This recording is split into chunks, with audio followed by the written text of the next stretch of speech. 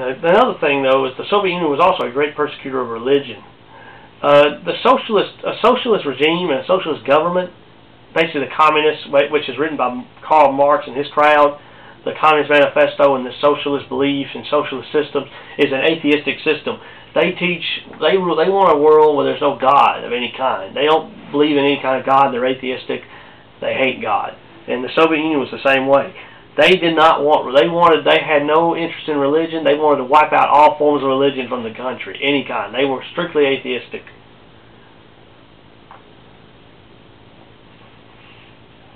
The ideology of the Soviet Union was atheistic again, and they suppressed all forms of religion.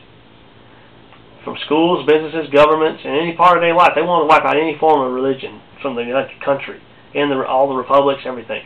There were many churches throughout the empire, throughout the Soviet Union, that were acquired by the state and used for their ends, or they were just simply burned and destroyed.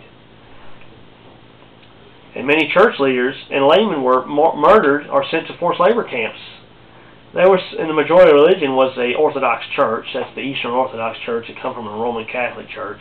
And they're not true Christians. They're not true Christians. They don't believe everything the Bible believes. They're more than that Roman Catholic garbage. But still, I give them some credit for some of them that stood up against those Soviet communist bastards that think that they go around murdering people for no reason because they want power.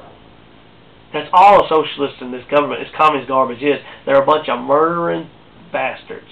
They'll murder anybody that stands in their way. They hate God. They hate the Bible. They care all about themselves. They want to take over everything and rule everything. And they think that's some kind of utopia. And they think, how about setting up a utopia? You can't set up a utopia with communism. How can people actually believe this junk? They actually think that the communist government, if you set up communism throughout the world, everything will be all right and everybody live in this little utopia. That's crazy. Why don't you look at all the other? Why don't you look at the communist countries that have come and gone, and some that are standing now? Why don't you see how much of a utopia they are? And again, many of these people at the church did stand up against the Soviet regime and lost their lives because of it. And the Soviet Union and throughout the Soviet Union existence, 2/3 of its citizens didn't have any religious beliefs, and that's bad. That religion was suppressed and persecuted for so long that most everybody in the Soviet Union had no religious belief whatsoever. In fact, that's the reason why a lot of the republics hate God. You go to some of the European republics, European countries that were under the Soviet system for so long, most all of them hate God. They have no belief in God. They are so atheistic. That mess got in their mind, and they believe it, to the core now. And there were 54,000 churches from the former that were built during the Russian Empire times. But by 1941, only 500 were standing. You see how much the Soviet Union hated religion? But again, like the other two before it and this one, they all fell. Soviet Union, the German Empire, and the British Empire, not one of them exists anymore. These are all run by man, remember that. All these empires, these three and the other ones that I mentioned before, they are all run by man, but the millennial reign will not be run by man, it will be run by Christ. And his empire won't fall. His empire will not have all this mess going on in it. It will be a perfect world run by him, run with true peace, true justice, and true righteousness. It will not fall. Christ's kingdom will not fall. It will not be conquered by anybody. It will not surrender to nobody. It will not collapse by financials. It won't fall nothing. It will have no end, ever. And again, I also have a few maps here. My printer is printing for some reason pink. I don't know why. But I don't know why these are it's supposed to be red, but for some reason it keeps printing pink. I don't understand why. But if you can, maybe if I can get a little close. If you look real hard at the, let me get a little bit closer. But if you look real hard here,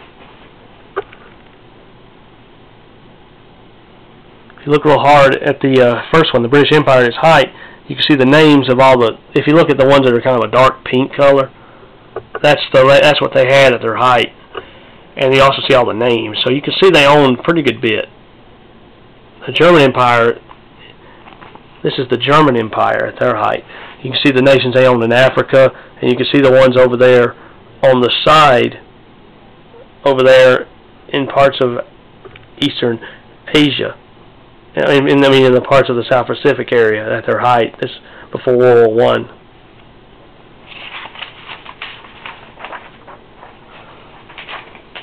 Then you have here the Soviet Union.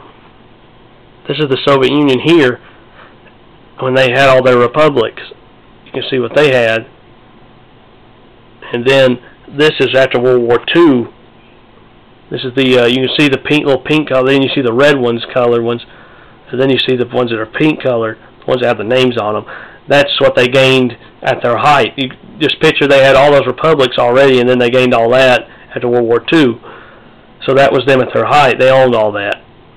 And then here is the largest extent of the Soviet sphere of influence.